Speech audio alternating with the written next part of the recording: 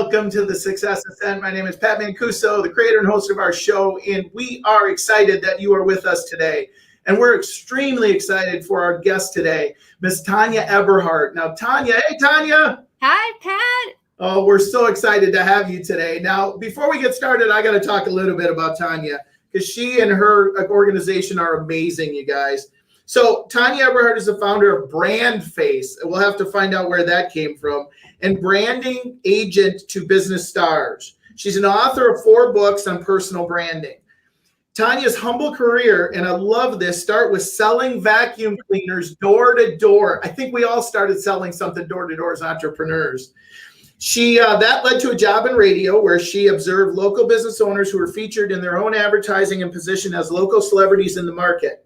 That's when she realized the power that personal branding, and we're going to differentiate, ladies and gentlemen, between personal branding and marketing, that on her business. Almost 2 decades and many successful brands later, she founded BrandFace, a personal branding firm consisting of a book series, speaking series, and personal branding program that is designed to help not only real estate agents, however, business owners, coaches, consultants, entrepreneurs, you name it. She and her team can help with branding. So welcome to the show, Tonya. Thank you, Pat. I appreciate you having me on.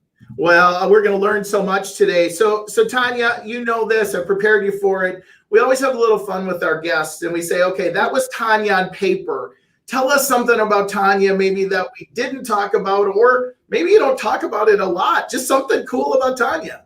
Okay, so instead of something cool about Tonya, let's do with something cool about where Tonya grew up. I grew up in Dawsonville, Georgia. It's a really small town, but let me tell you 2 claims to fame that Dawsonville has that nobody else on earth can claim. Number 1, they're the moonshine capital of the world. Okay, you can stop right there. You can stop right there. I got your moonshine attention, capital of the world. Yep, moonshine capital. And then the other thing is they are where stock car racing got its start. And that's because the moonshiners wanted the fast cars. And then all of a sudden that turned into maybe a Saturday or Sunday afternoon at this open field down in what we call the river bottoms. And they're racing in Model A's. Wow. Exactly. Wow. And that is perpetuate that further into a gentleman named Lloyd C., Roy Hall, Raymond Parks. Those are 3 cousins who were some of the original stock car racers, which in today's world is now NASCAR. Yeah. So is the track still open down there? Well, that wasn't a track. It was actually just an open field. Oh my goodness. And I cannot remember the gentleman's name, but somebody went by one day and said, oh, they're racing down there. Hey, those guys are having a lot of fun. There's red clay kicking up everywhere. Yep. And they're turning circles. And so let's turn this into racing. And that's how stock car racing got its start, but it wasn't down in the river bottoms. That's actually where the inspiration came from. Interesting. Well, we did learn something new every day, and we learned something where we need to go to learn about moonshine. So Tonya, I always like to start with, talking to the folks that join us on the show about their entrepreneurial journey. You started a company, you've been a part of businesses. So talk about, first, let's go back to the vacuum cleaner selling days. How did you start vacuum cleaning selling? Well, I was in college and I needed something to do that would be flexible so that I could still attend my classes. So I started vacuum cleaner sales, and honestly, Pat, is the very best sales training I've ever had in my life. And I learned very early on, that's actually where personal branding for me got its start. I learned that I can't just go up to a house and say, pull out your wallet, write a big fat check, here's your vacuum cleaner, I'm out. Right? I love it. You have to create a story. You have to tell them why they should let you in the door and why they should purchase this vacuum versus 8 others, right? So it began with my personal story. I couldn't even get in the door unless they allowed me in.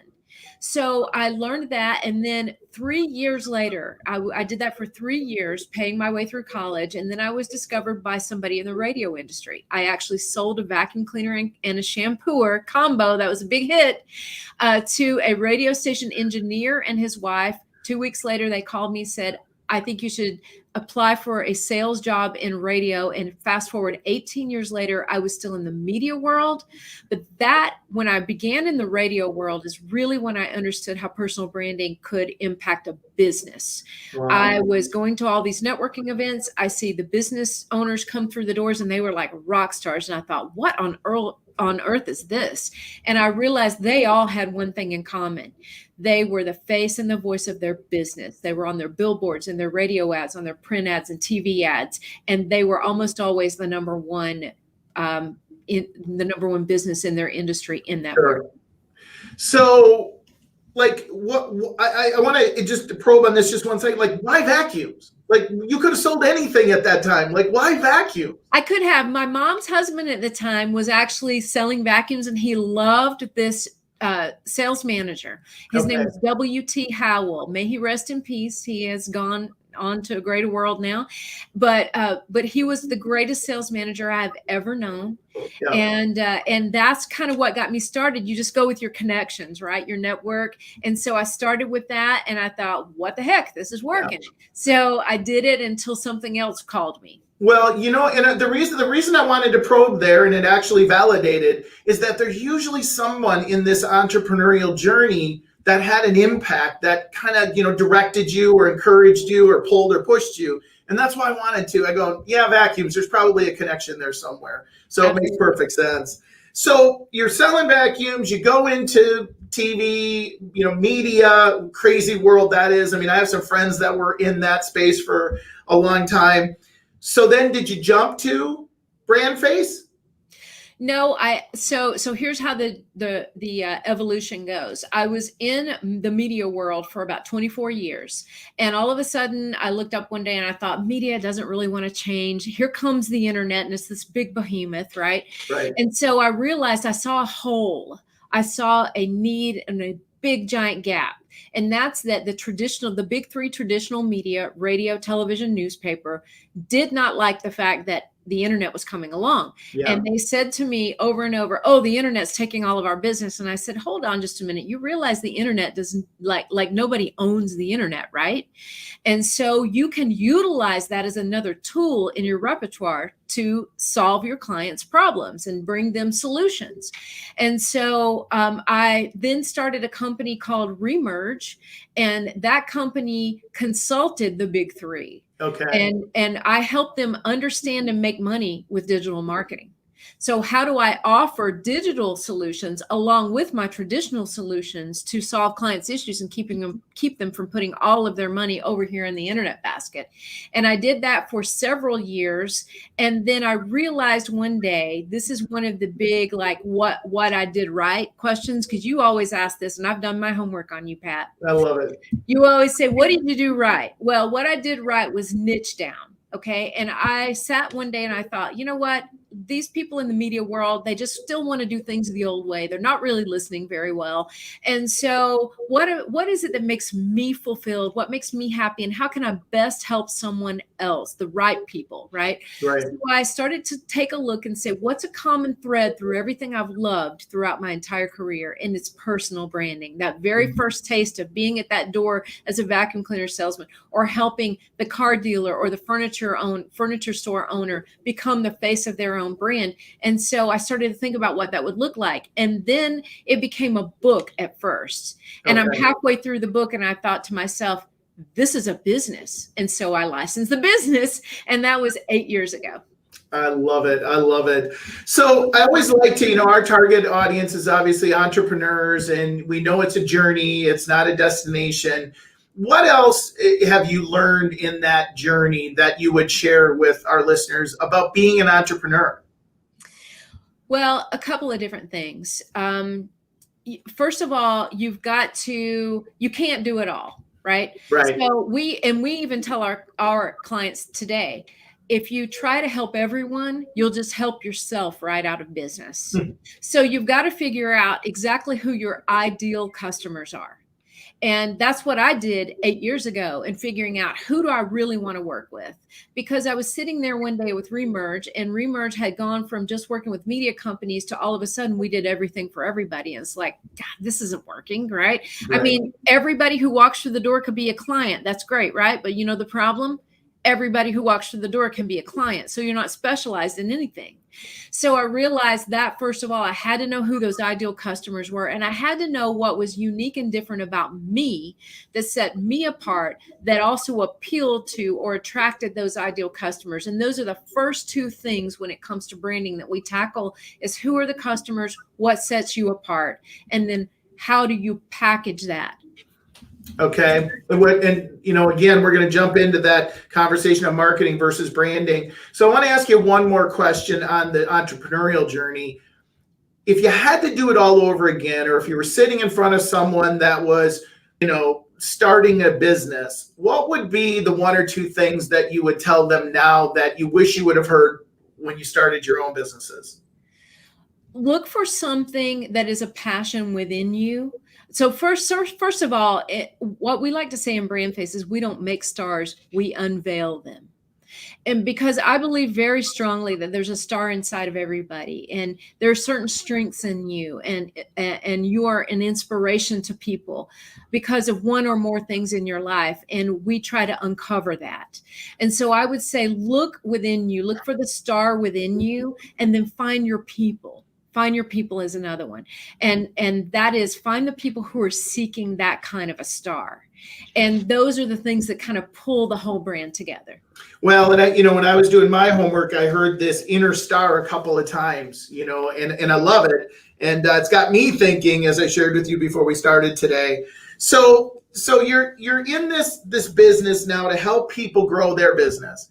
And the first thing before we jump into that is it's so cluttered right now. There's so much. I mean, you know, we're debating, you know, should we blow up the internet and start over? And, you know, we're not really doing that. However, we should, right? We basically know now. But so talk about the difference between marketing and branding. Let's start there. Okay. That's an easy one for me. Marketing is using various different marketing vehicles to get a message and image out to your ideal customers. So it could be Facebook ads. It could be, if you're in real estate, it could be Zillow or Realtor.com. It could be newspaper ads or billboards or video marketing, whatever that is. TikTok, could be anything. That's your platform to get the message out. Your brand is the message and image that you are putting out on those platforms. It's a huge difference. Okay. And the biggest mistake a lot of people make is doing the marketing before the brand is built, because they're just putting something out there, but you got to ask yourself, what are you putting out there? For whom? Right. For what purpose? And that's when the hard questions start to hit us and we think, oh crap, have I done this wrong? Right? Yeah. So you talked about in you know, we talk about, like, you know, the episode and the titles, and you put out there 6 ways people do personal branding all wrong. Yes. So I'd love to hear that, and I'm going to take a checklist as you're doing it and see how many I've done wrong. So let's hear them. Okay, let's do it. And hopefully you haven't done any. But you know what? Here's the great thing that I want you to know. This is not for taking people down a notch. Right. It's for getting them to really understand. It's like, oh, shoot, you know, I should do this instead. Right. And to open the eyes of everybody to see, like, how can we make this better? Okay, so number one is they forget to inject the personal into their brand. And our main mantra is, people don't do business with a logo. They do business with a person. People want to know the face behind the business, and they want to know the story behind the face. So when we develop a personal brand, we look not just at the attributes that they can bring to you professionally, but what can they bring to you on a very personal level? How can you connect with that human being?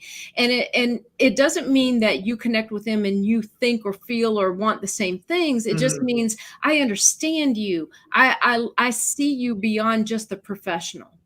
Okay. The second thing is they push their profession instead of their purpose. So we see a lot of people thinking, okay, I'm branded. I mean, everybody knows I'm let's say an attorney, for instance. Okay. And I actually had this conversation with an attorney, and they said, you know what, Tonya, I feel like I'm really well branded. Whenever I walk into a restaurant, people know me, they know I'm an attorney. And I said, that's great. That's a wonderful start. But what if I go into that restaurant and I see you, and I see 2 tables to the right, there's Pat, the attorney, 3 tables to the left, there's Michael, the attorney. Now, who do I choose? You need to tell me your why. You need to give me a reason to connect with you. So push your purpose, not just your profession. Okay, makes sense. Mm-hmm. Number 3, they settle for ditto instead of different. There's a reason we call a lot of this out there the sea of sameness, because people tend to utilize the same marketing materials that their competitors do. They look at somebody and they say, oh, I want to market like that, not thinking it doesn't match who they are at all. Or worse yet, fall in line with a template that their company gives them. You can use this website, you can use this business card, you can use this profile on social media. Well, templates are okay to work with, but inject your own brand. Even if it's just a template, inject your own brand into the template. So people tend to follow the leader instead of leading the follower, right? And when you do that, when everybody's marketing looks the same, or at the very least it doesn't stand out, then you can imagine what a colossal waste of money there is in marketing. Right. Makes perfect sense. It does. So we like to say great branding is not about being known for your profession. It's about being known for being different in your profession. I love that. Okay. Number 4 is they rely on their company for their branding. Mm. And while a company branding is great, it's a very different thing, right? You are attracted to that company because of their branding, because you're attracted to the culture, which is really a lot of what branding is. It's a culture that you set. But within that culture stands for something, which is wonderful. But inside of that culture, there are multiple people that are customer facing.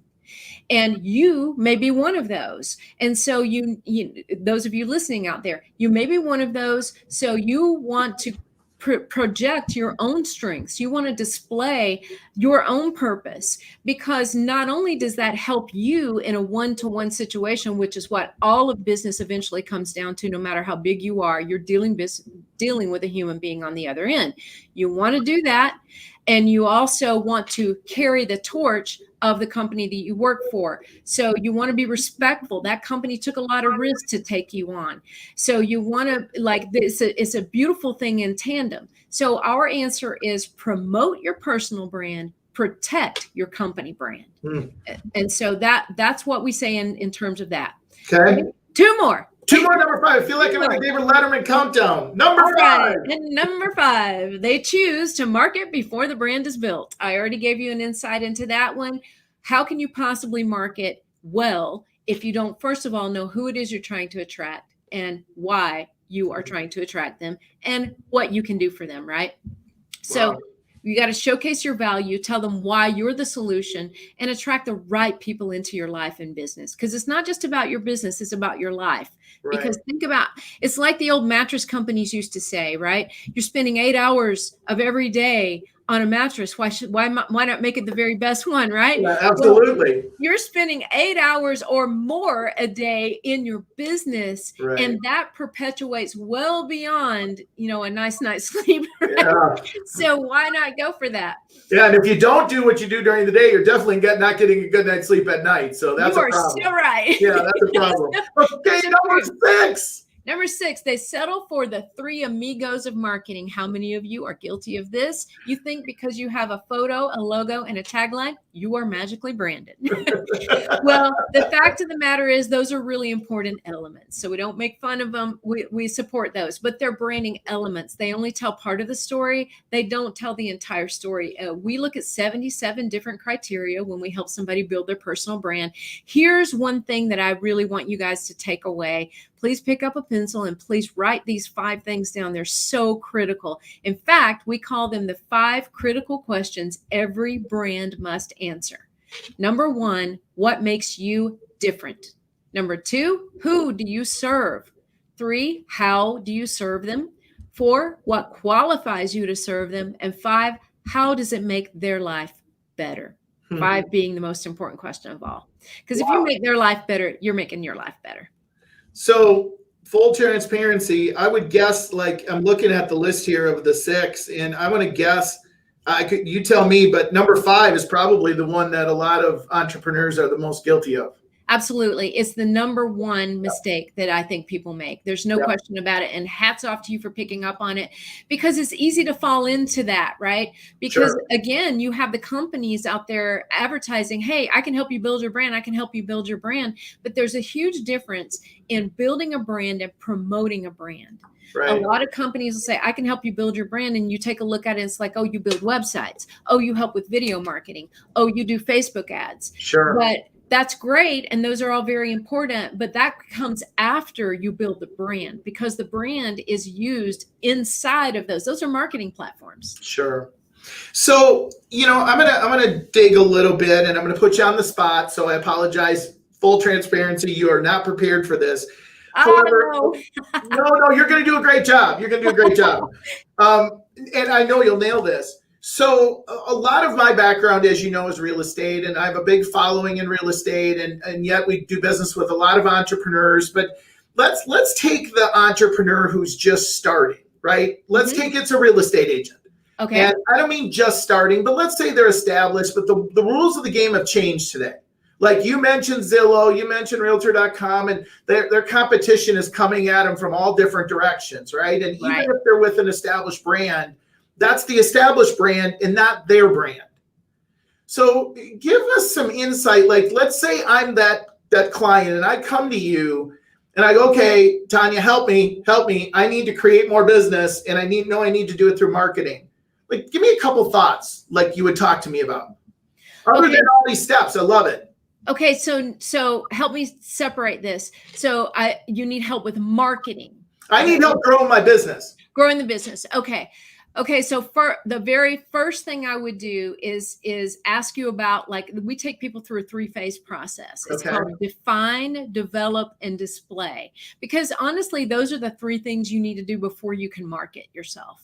Okay. And so I would say, if you're going to build the business, you need to know who it is you're talking to. In the define phase, you need to look at who are those ideal customers, what things set you apart, because every one of us as human beings have multiple points of differentiation. We don't just have one, but we need to settle on one to lead the charge with the brand, to be known for, right? And here's why. Because if you think of your brand like a book, in effect, your brand is your story, but you can't put the entire contents of the story on the cover of the book, right? Because nobody could read it, nor would they read it if they could. Makes sense. Makes sense. So you need that 75-mile-an-hour pass by to say, boom, here's who Pat is, here's what he stands for, and that's intriguing. Hey, that looks like something I might be interested in. That looks like it might be exactly what I've been looking for. Let me crack open the first page of the book. Okay. So people think that the forefront or the initial elements of a brand have to tell the whole story. They don't, but they do have to be very compelling enough to capture the attention right off the bat. So the first thing we got to do is capture attention. Okay. And we need to capture attention in a way that is going to be very profitable for us. So I can kind of give you a behind the scenes, one more huge tip that we don't give away. Okay, so when it comes to defining your ideal customer, that's one of the toughest things that real estate agents have a problem with, right? Well, sure, because they service everybody, right? I mean, somebody walks through an open house and, hey, I'm the real estate agent that can help you. Exactly. And I don't blame them. And I understand that. But here's what you've got to think about. If your marketing has to speak to a certain person. If your marketing says, I help everybody, then in effect, you're really helping nobody, because they're not attracted to that. It's proven time and again. They're looking for somebody who specializes in something about their interests, right? It could be specialized in a certain property type, a certain geographical area, or just attributes that they appreciate in a person, right? They're looking for those things. So you got to pull those things out first. And then, we take a look at, once we figure out who those ideal customers are, we take a look at what those things are that set you apart. But here's the formula for choosing an ideal customer, guys. And it's so simple. It's called HEAP. Think of it like a whole heap of new customers, right? Whole heap of business. And it's an acronym, and the H stands for someone you can truly help. Someone that maybe you've been through that phase of life before. You've experienced this. You live in that area. Somebody that you're happy helping and can help. The E stands for somebody you enjoy working with. As Michael says, my business partner, Michael Carr, he says, life is too short to dance with ugly personalities. And I believe that. And so you want to work with people you truly enjoy being around. That's where creating the life and business that you want comes into play, not just the business. You don't want to go through business throughout the day when it sucks and then go home at night just to enjoy it. Just all you're waiting for all day long is that 6 p.m. call when you go home. You don't want that. I love it. The A is somebody who appreciates what you bring to the table. There's somebody who's not going to question every single move that you make. They appreciate the work you put into it, the time that you have put into your craft and your career, and they allow you to do your work.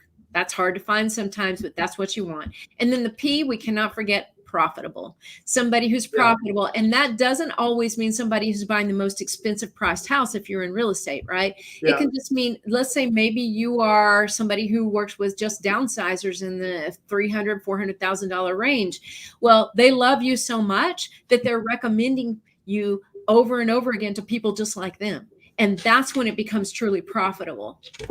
Yeah. So, Tonya, first of all, I want to acknowledge, I'm sitting here and I'm taking notes as we go through this, and, we'll always go back and listen to it. And yet one thing that you've already demonstrated that I think is considerably different than other people who talk about marketing is you have processes.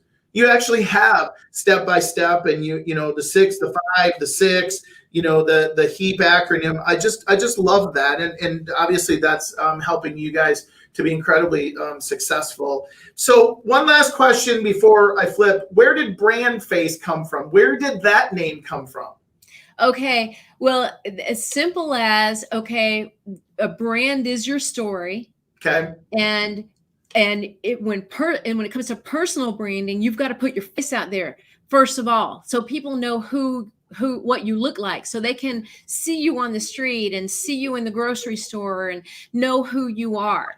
And so you are the face of your brand, thus you are a brand face. And I have a cool story about that, Pat, that I think is going to inspire some of your people to follow their own dreams. Because when I first went to 2 people that I trust very much and are brilliant marketing minds in the world, and I said to them, what do you guys think about BrandFace for the name of this book series? And both of them said, what do you think about this? What do you think about this? And immediately I said, nope, it's BrandFace. This is what it's going to be. This is it. And that very day I filed for a trademark of BrandFace. Good for you. Good for you. So I have one question, a little self-humor. Can you change this BrandFace to a different face, and then we can go with that? No, I think your face is beautiful. I think you just need to put it out there. I love it. It's like I told Michael when we first started working together 8 years ago. I said, you know what? You're an amazing human being. You're already a star. Now I have to tell the rest of the world that. Yeah. And so you don't change people. You just roll with who they are, right? That's why we say we don't make stars. We unveil them because it's already there. Well, and Michael wasn't able to join us today, but for those of you that may have some interest, he's over $78,000 auction transactions in real estate. Actually, real estate transactions. Real estate transactions. Right. Oh my gosh, that's crazy. I mean, good for him. And wow, you could certainly bring a lot of that background to real estate clients, just as a start, if you may. So, Tonya, you've given us some great information. I've now prepared you for this. Okay. What's the best advice that you've ever been given that hopefully you followed? I didn't follow it till later in life, but I did follow it, and I'm still following it today, and that's find your people. In other words, you cannot please everybody. And if you go out there thinking that you can and wanting to be liked by everybody, you will not. And I'm just going to tell you the cold, hard truth right now. Find the people that you want to do business with every day. Follow that HEAP criteria, HEAP. And that's really the best advice that's ever been given to me. Makes perfect sense, right? You can't be all things to all people. Okay, I've prepared you for this one. We're going to flip it upside down. What's the worst advice that you've ever been given that hopefully you didn't follow? And if you did, what did you learn? I followed it for a short period of time in my life. And 8 years ago, I turned it upside down. And that was, oh, you can do that. Just you can do it all. Everybody needs everything. All these services, they need it all. Be so, complex that you have everything and you can serve everybody. That was advice that was given to me, and it is sucky advice. It's wrong. Is that an official marketing term? It was sucky advice. It is. You can quote me on that. It's on tape. Tweet. I love it. I love it. Well, so I'm going to ask you to prepare for a final thought. You've been amazing. You've got a big hill because the final thought has got to be as good or better than everything else you've shared. So I'm going to give you a second to do that. However, ladies and gentlemen, thank you so much for supporting us. You can get our podcast at patmancuso.com, or you can go to thesuccessascent.com. Subscribe at any of your favorite podcast sources. We are all there, all everywhere, and there's so many of them. It's pretty cool right now. So, Tonya, what's your last thought? Send us off with a powerful thought. Okay, so my why, let's start with that. Why am I doing this today? Of course, it's to help people, but where does all that start? Where's the grain of that? And I was raised in a very small town. I was surrounded, my whole family was surrounded by alcoholism and addiction. And I realized at a very young age that the difference between a young person sitting on a stoop waiting for the next drug deal or the young person headed off to college with a bright future is self-worth, believing in themselves and understanding that they are special in their own right, that there is a star within them. And that's why I do what I do.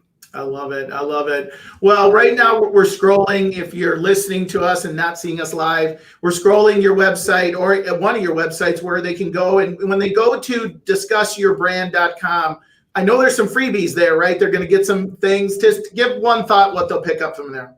So you will have the chance to choose what industry you're in, and then it's going to take you straight to a training video that's going to tell you exactly what's involved in our process, how we build very powerful brands, and then also give you a chance to schedule a call with our team if you'd like to discuss your specific brand with us. I love it. And I've already seen some of the great stuff there. So I would encourage you to go there and check it out. And, if nothing else, there's some great information like you've given us today.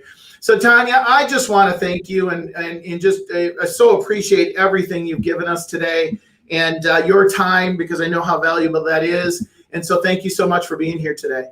Oh, thank you. I'm so honored, Pat. I appreciate it very much. Well, I appreciate it. And listeners, as I leave every show, be happy, be healthy, be safe until the next time we talk. Take care.